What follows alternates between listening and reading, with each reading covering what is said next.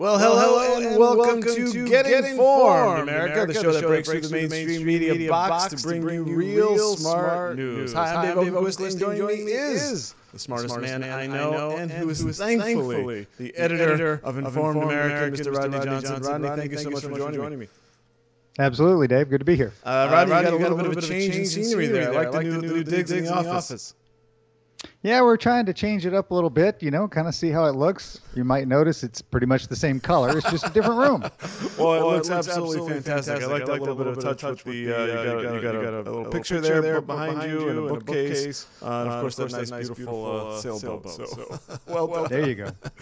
All right, Rodney, as it has been over the last couple of months, there's always something new, wild, and crazy going on in the days between our shows, which we always want to cover to highlight the most important aspects of the week prior. Let's start with possibly the most promising, or maybe just a flash in the pan kind of a distraction. I don't know what to call it, but it's this Russian vaccine, Rodney. A story from RealHealthyNews.com. It's certainly all over the place that Russia has announced that it has approved a vaccine against COVID-19, but it's been testing for only 2 months. Experts worry that a fast approval will lead to safety issues with the vaccine. Apparently, maybe the trial is not quite as wide and going on as long. Although, Rodney, President Vladimir Putin did give the vaccine to his daughter, showing a bit of confidence. What do you make of this Russian vaccine thing? Could this be the one that we all end up using? Oh, it certainly could, right? But would you try it today? Oh, no, not today. Well, exactly, right? And so even if we get a vaccine that goes through FDA approval in 6 months, which is wildly short compared to what vaccines normally do, you're going to have a lot of Americans skeptical about taking it if it's, this fall or winter or even next spring. And I'm among them. I'm going to look at it and go, I'm relatively healthy. I'm not in a risk group. So why would I do that? I should probably wait and let somebody else be the guinea pig, somebody who potentially has greater risk and greater need of it. The fact that the Russians did this in a couple of months, yeah, right. I'm not going to go take this darn thing. And so to your point, is it possible that it's the thing? You bet it is. Is it likely that everybody's going to say, hey, Russians, y'all all take this first and give us, 2 years and we'll see what happens to you? Yeah. And so what I think will happen is people like us, Americans, we'll look at it and go, great, do whatever you're going to do. We're going to keep walking down the road with the FDA thing that we've got, and, we'll see you at the other end. Yeah, Rodney, I did hear, this came out yesterday. I'm not sure who said this, but it was some government officials saying that it was going, maybe in the FDA, saying that it was unlikely that an approval, we would get an approval, say, before the election or something like that. That we're still, not even for, this Russian thing, they're actually putting it out. But even just approval stateside here, we kind of can't put the cart before the horse, can we? Right, because you have to prove safety and efficacy. And in just a couple of months, it's really hard to prove safety. Efficacy, you can say, hey, look, it kind of, did whatever. But to say that it's safe and it's not going to create other complications and make you subject to other things, it's really hard to make that go fast. There's also, I also say some of the reaction to this is just stupid Russia. That seems to be the general, that's not my perspective, but it seems to be just missing it out of hand. Although, you are granting that it could be the one, but we're going to need a long time there. Could you imagine? How do I want to phrase this? In other words, the suspicion of the Russian regime, basically, if you want to call it that, I think would maybe. I don't know that this one would ever really see the light of day in most Western countries or the United States. I think we'd probably want to have our own version of it or something, right? Well, we all want the fastest version because we want to stop this because it's killing our economies. And it's economies plural around the world. Don't discount the Russians, right? Don't discount the Chinese. There are a lot of smart people in a lot of smart places doing good things. Let's not forget that, America went the path of the space shuttle. We might have sent the Russians the flawed space shuttle, which is why theirs kept blowing up because we knew that they were trying to get the plan. But when you look at what we did after we ended the space shuttle program, we flew American astronauts and payload on Soyuz rockets, their rockets. Smart people. And so they do good work, and that's why I don't discount it and say it's not the one. That would be silly. But to say that I would try it right now, or I think people should go out and try and get it, not me. I'd give it some more time. Yeah. And so I think there are other regimes around the world that discount safety and say, we're going to try this. And it's like, well, they might be right, but let them be the guinea pigs. Yeah, I mean, another analogous would be, say, if this came out of China or a place like that, right? You'd be content maybe a little bit wait and see. It feels like we do have that bit of a bias. If it doesn't come from the United States, UK, France or Germany or something like that, then we do kind of have that concern there. Well, you call it a bias, it's for good reason, right? If you look at the record on treating humans well, the Russians and the Chinese don't rise to the top. And so we're much more interested in saying, let's treat ourselves like Western Europeans or like Americans, right? Because we hopefully are trying to treat people the best and, recognize human dignity in the condition versus what tends to happen in China and certainly in Russia. Yeah, 100%. Okay, so let's move off of that because it doesn't seem we're just going to have to be wait and see. But it was important news and a bit surprising news, and we'll see how that develops in Russia and see. Hopefully those who are taking it will not get too many more side effects. It does prove effective, and hey, this could be a nice surprise. Sorry, so let's move on to vice presidential picks, Rodney. Joe Biden is selected after a little bit of a delay. There was about a 2-week delay there. And the pick is in. It's Kamala Harris, senator from California. Now, Rodney, I was going back. I remember you and I had speculated on this. And I was looking through our episodes and I couldn't quite find the quote, or the conversation, rather. But I remember you and I had this, and we laid down some predictions. And my prediction was Kamala Harris. And I believe you were looking for more of a pick, more of a swing state kind of a pick. I distinctly remember that conversation, I believe. Well, it's before Amy Klobuchar took her name out of the running. Okay. I think she had more to offer in terms of bringing in more people, the bigger tent theory. And this was before the whole George Floyd thing, or right as this was before George Floyd, I believe, before his murder. And so what happened after that, of course, is it went from Joe Biden, who specifically said, I'm going to pick a woman, to a lot of pressure for him to pick a woman who was black. And so, I mean, it moved. And that's what he did. He moved with it.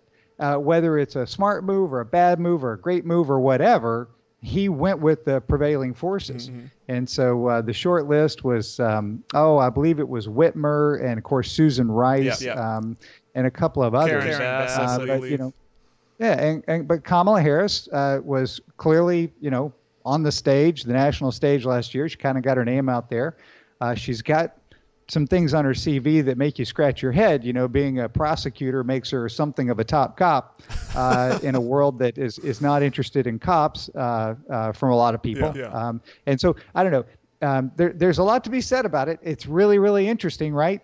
But yeah, Kamala Harris, there she is. So, VP. Now, Obama advisor David Axelrod said that Kamala Harris wasn't Biden's top choice. And picked her because of political optics, which I find interesting. Now, as I told our group here earlier, I believe 2 days ago, is that Kamala Harris is absolutely a Democratic establishment candidate along with Joe Biden. I find that very interesting that the ticket we get was very much like 2016, another establishment choice. I guess the party is not quite ready to put somebody a little bit more visionary, I guess you want to say, because the establishment loves Kamala Harris. Silicon Valley, Wall Street. We're hearing nothing but that over the past couple of days. Does that jive with your impression?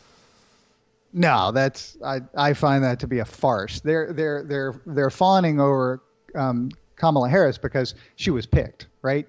I don't care who was picked as the vice president for Joe Biden. He said he was going to pick a woman, so I believe he was going to pick a woman. It moved to where everyone expected him to pick a black woman, so I think he was going to.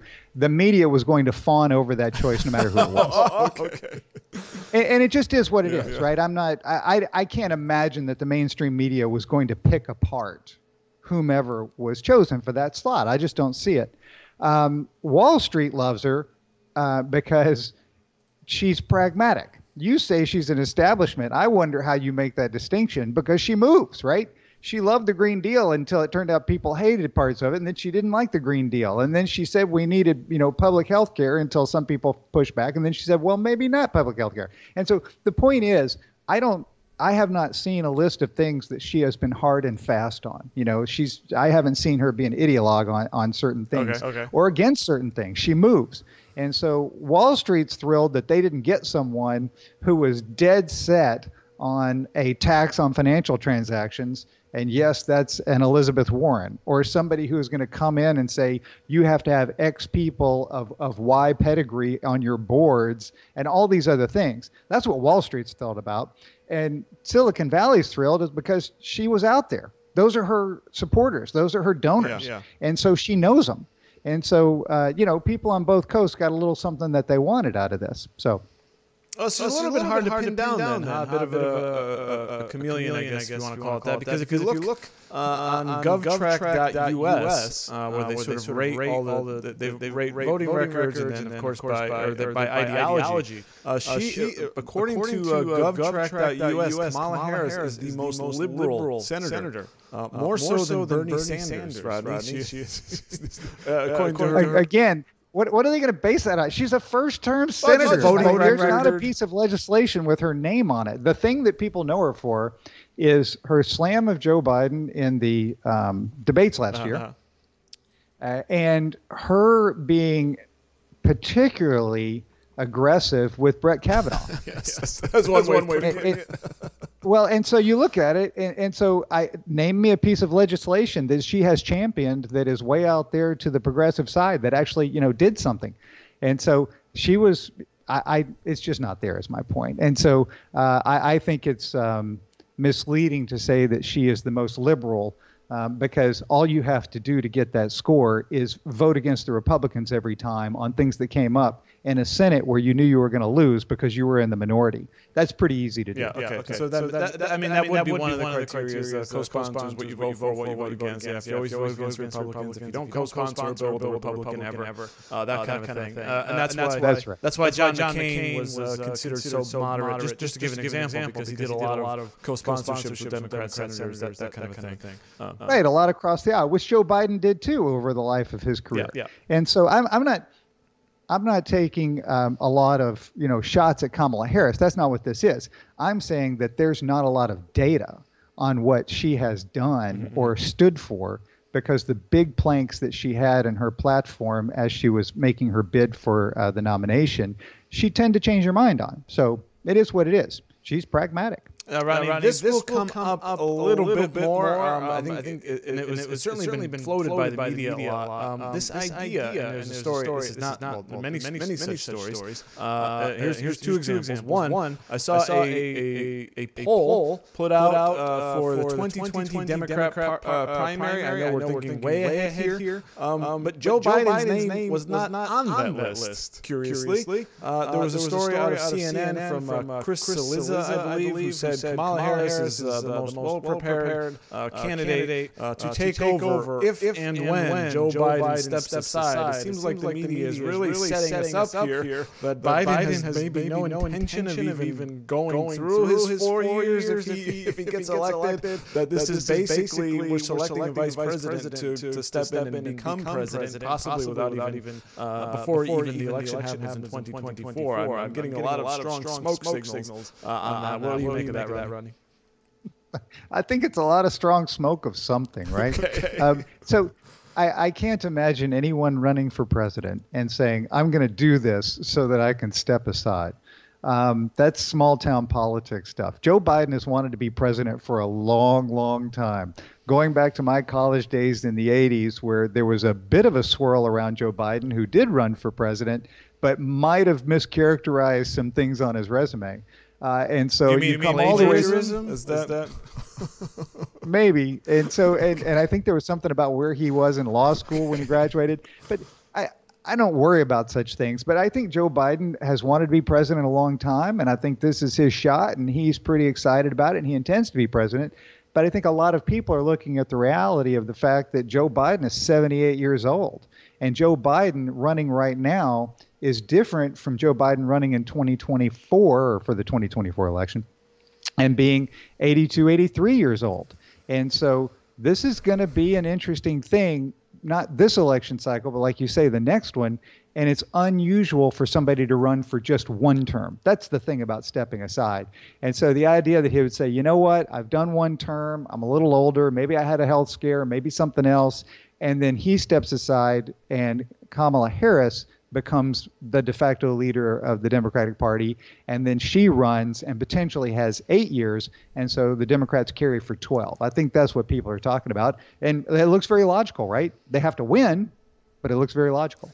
Now, what if I mean, should this become a campaign issue with Biden here? Maybe getting it nailed down? I mean, what's your intention, Vice President Biden here, if and when elected? Shouldn't he have to answer those questions? Of course, and he will, right? The first one's going to be, hey, you're 78 years old. What's going to happen in 4 years if you're feeling a little old or have a heart scare or whatever? And his answer is going to be very clear, emphatically, I am here for the duration, blah, blah, blah, blah, blah. Exactly what you would expect people to say, and then everybody's going to move on. But to that point, people are going to be thrilled, people who are supporting the ticket, because they want Kamala Harris, right? They want that person in there who's going to be a solid candidate, who has, the gravitas to run for the next 8 years after that. Yeah. But the voters really like her? I don't know. I mean, she dropped out of the primary race long before they even, or shortly after the first couple of debates, right? I mean, she didn't last very long. Well, I think that's misleading in that you didn't go out and have her on a national ticket with a lot of money behind her to get her well known. She was competing against other people who were very charismatic and had, some talking points and some ability to draw. Elizabeth Warren was really taking up a lot of the space back then. Bernie Sanders, of course, was on fire. Mm-hmm. And, Pete Buttigieg was there. We don't even talk about him anymore. And he was the leader in the room, right? The guy was the front runner coming out of Iowa. And so there were a lot of reasons why she dropped out. And one of them being she was so pragmatic that there wasn't that, gonna stand on this and die on this hill thing, which, hurt her back then, but kind of helps as a VP. You don't want the VP taking all the light from you, right? You don't want them blotting out the sun of the presidential candidate. Great points. All right, let's move on to something that we were hinting at and talking about last week, which came over last weekend, which was the impasse in Congress on coronavirus relief. The two sides could not come up with an agreement. That's something that we were talking about. As we said, hey, the president could come up with his own plan. And Dave, I lost you on audio. Can you not hear me? Can't hear me? Hello? Looks like we're having a problem here. Can't hear me, Rodney? Well, I don't have your audio, but I'm going to talk about that point you were bringing up. Can you still hear me, Dave? So you were talking about the impasse in Congress over the next stimulus bill. And I was surprised. I didn't think this was going to happen. I thought the two sides would come to something, and instead what we got was both sides apparently giving Americans the finger, because here we are with them going home for the recess, and President Trump issued the executive order for $400 in federal unemployment bonus checks, but that's $300 from the federal government and $100 from states. And so will that actually happen? I don't know. It's so difficult in how it's going to have to be put out there that it might, but at least it's something. And so this is the bomb, right, that could explode in somebody's face, be it the Republicans or the Democrats. The Republicans weren't willing to come all the way up to the Democrats, but they did float that idea of a skinny bill with just the unemployment benefits, as well as a couple of other pieces. And the Democrats refused. And so I think this could be a real issue if it comes to pass. And then there's the idea about cutting the payroll tax. Frankly, I don't know how that's going to happen. You and I talked about that. The president cannot cut the payroll tax. The president can tell the IRS not to collect the payroll tax, which they can do, but that doesn't alleviate the burden. Businesses still owe it. I mean, technically we as workers owe it, but it comes through businesses. And so what are they going to do? Not collect it, and then somebody quits or gets fired or whatever, and then in January it turns out they owe it, so they go have to get it back. And so the payroll tax is a crazy one. I don't know how they go about that other than employers holding it for employees and then potentially providing those employees a bonus check in January. That's all I can think would happen, because Congress is the one who would have to forgive that tax that's due, or that tax burden, and they can't even get it together to send out the minimal relief package, much less a payroll tax. Well, thank you, Ronnie, for breaking that down. Looks like we have an audio issue here, so it remains to be seen how these Trump executive orders are going to shake themselves out. And let's hope that both Republicans and Democrats could come together, although it seems like they're on some sort of a recess over the next couple of weeks. So they said Mitch McConnell and Pelosi said they could call them back if they needed to. Should there be an agreement that they needed to vote on? But since Rodney can't hear me, we're going to go ahead and close this out. I want to thank you all for watching. Hang on, I got you back. He's got me back. Okay, so we don't have to end it. All right, I was going to wrap up. What, did a cord pop off, Rodney, or something? It was a cliffhanger. It was a cliffhanger. So okay, so we're back. So we're not seeing. What about this? Well, there was a couple of things beyond the payroll tax. Of course, there was the thing about evictions over the end of the year, student loans over the end of the year, and as I was mentioning here, the Congress and the House and Senate seemed to be at an impasse, Rodney, and they all went home for a couple of weeks. Does it seem like McConnell said that they can call them back for a vote? I'm assuming Pelosi as well. But is there any chance of coming up with some agreement just to codify maybe these? I mean, it seems like they wanted the things that Trump came up with. Most of Congress, I think, would agree with, except maybe the payroll tax thing. I mean, a lot of the stuff, student loan deferment for the year, evictions for the year, unemployment insurance, maybe they'll change to $400 a week to something, but maybe just put it into law so it's not sitting there as an executive order. Yeah, so the president doesn't need them to pass a law or any legislation for the federal student loan program, which is what you're talking about. Because essentially saying, hey, don't collect it, which is what he's doing. He hasn't changed the amount that's due other than saying we're also not charging interest. And he doesn't need it to keep the moratorium on foreclosures or evictions on properties that are backed by a loan that is insured by the federal government. It's really all about that money. It's about that federal bonus check. That's kind of the thing. Mm-hmm. And so he needs them for that. Because the idea that he's taken money out of FEMA to move it over there because he's calling this a national emergency doesn't fit with the facts. The way that law was written and the authority was given to the president is you have to be facing essentially a threat from another country, a dire threat. And to say that this is a dire threat, it's difficult. I get it. It's bad. And our unemployment rate is 10.2%, and we've got, roughly 28.3 million people collecting continuing claims. But we've got 160 million people working, and we got a lot of people with cash. And so this is not going to kill the U.S. economy. It's not. It's harmful, but it doesn't kill it. And so I think that if he was challenged on that in court, that he would lose. But there again, it would be after it's done. It would be after the fact. And frankly, I think he should be challenged in court. This is the same kind of challenge that the Republicans did to the Obama administration when it moved money around to pay for Obamacare. And the Republican Congress said, hey, wait a second, you can't do that. You've overstepped your bounds. Right. Because the power of the purse is the thing that keeps Congress in control.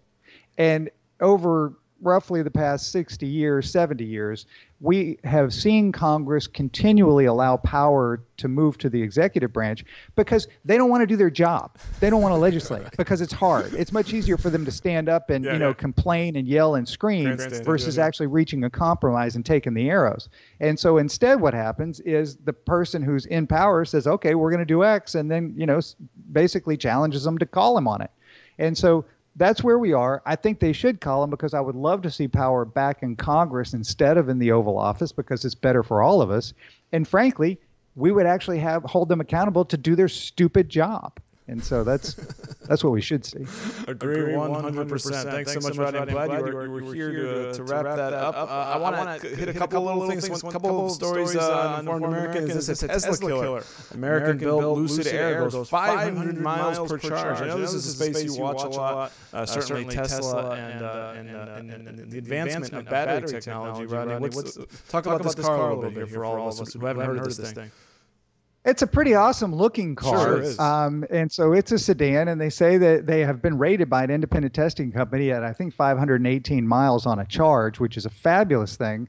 But the darn car is more than $100,000. Yeah. And so we're not in the space right yet. But I'll tell you, after I wrote that story, Cadillac came out with an SUV that goes 300 miles on a charge, similar to a Tesla, that should be out by 2022. That is $60,000. Right. And so way into the range. I still think a lot of this is pipe dream stuff. There's two things of note in the electric space or electric vehicle space that I'm watching. One of them is pickup trucks. There's the Badger truck out there that I think goes 600 miles, but that's not really what it does. It's 300 miles on battery and 300 miles on hydrogen. If you thought it was tough to find a place to charge your battery, find a place to get hydrogen for your car. I got some right here. Are you kidding me? Well, exactly. And so I don't know about that. The real thing is Volkswagen. It's been Volkswagen for a long time. Yes, I am a fan of the Porsche Taycan. That electric car is smoking hot, but it's like $180,000. Yeah. If Volkswagen can get their ID3 series out the door, it has some software issues, they're going to put essentially an electric car that looks a lot like an old Volkswagen Golf out there for people to buy that's going to be affordable and it's going to be practical. And I mean, it's the best case, right? And then it's all about charging. How comfortable are you having to wait to get your car charged? Oddly, there was a story this morning on this. There's a taxi company in I think the Netherlands that is going to use a couple of Jaguar I-Pace vehicles as tests when they're waiting, idling, right?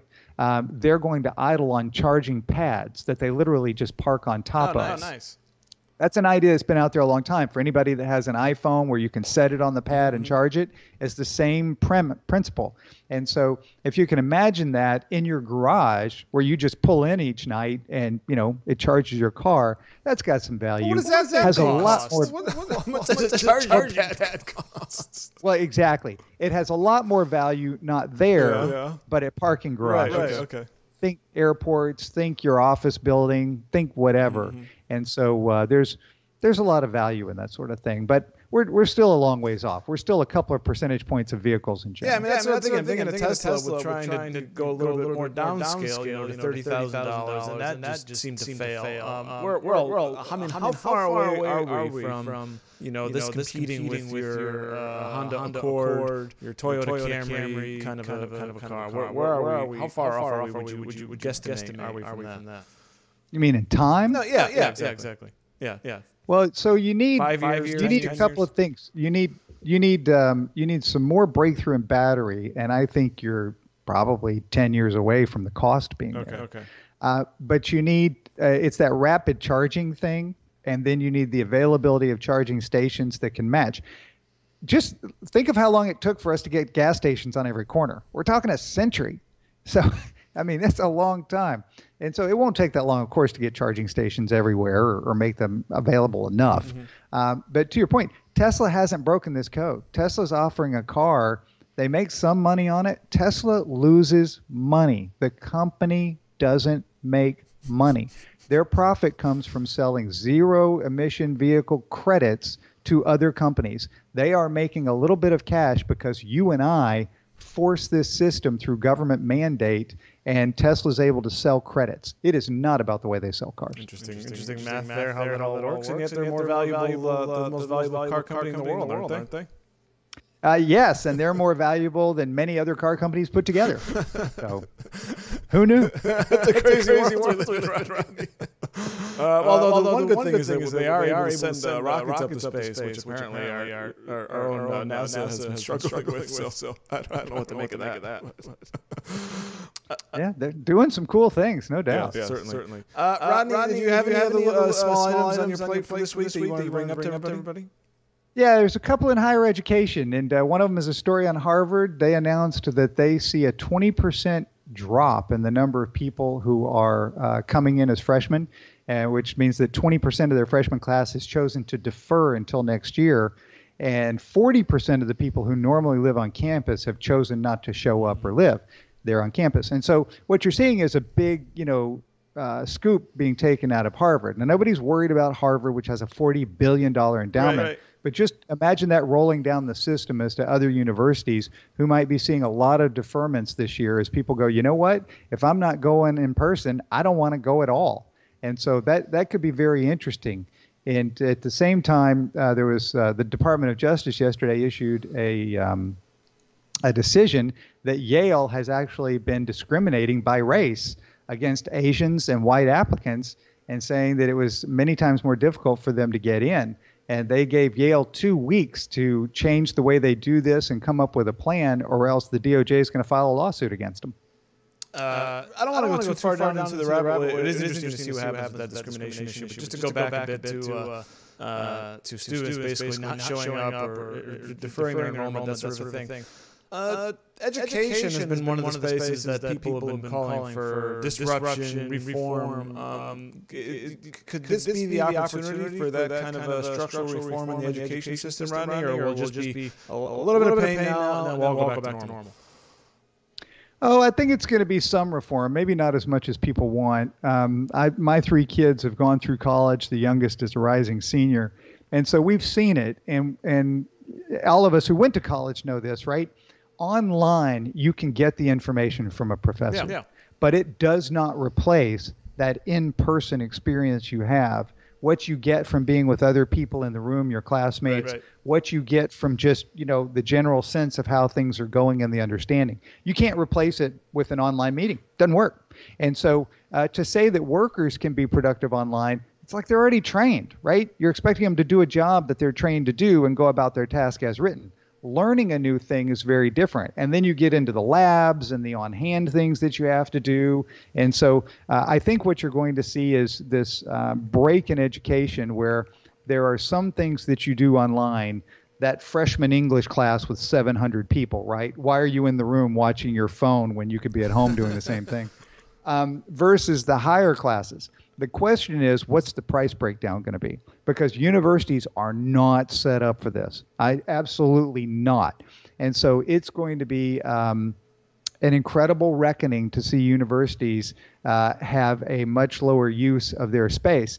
And as I wrote, guess what? Reality's showing up. The future is here. The first thing they ought to do is look through their list of administrators and figure out how many of them they don't need. And the second is make the tenured professors actually teach, right? Yeah. And so there's a lot of things they can do to make their offerings more efficient, and they're going to be forced to. And it's about time. Yeah, agree 100%. And very interested to see how that all shakes out. Well, Ronnie, thank you so much for joining me. Thank you all for watching. And at the end of this, I'd love you all to head on over to informedamerican.com, where you can get real smart news in your inbox every single day by just sharing your email with us. Ronnie, head on over there. What kind of stories can they expect to see over the coming days either on the site or getting in their email? So it's all going to be about the resurgence of COVID. I mean, we saw retail sales actually a little lower than expected. And the big bump in retail sales came from electronics as people are going back to school and buying that new laptop, the new tablet, and the things to actually help their kids kind of make it through.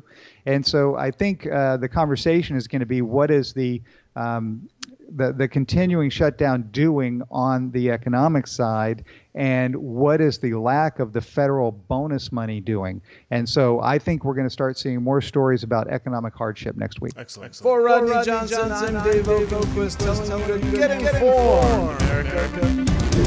You've been listening to Get Informed, America, brought to you by the Informed American Radio Network.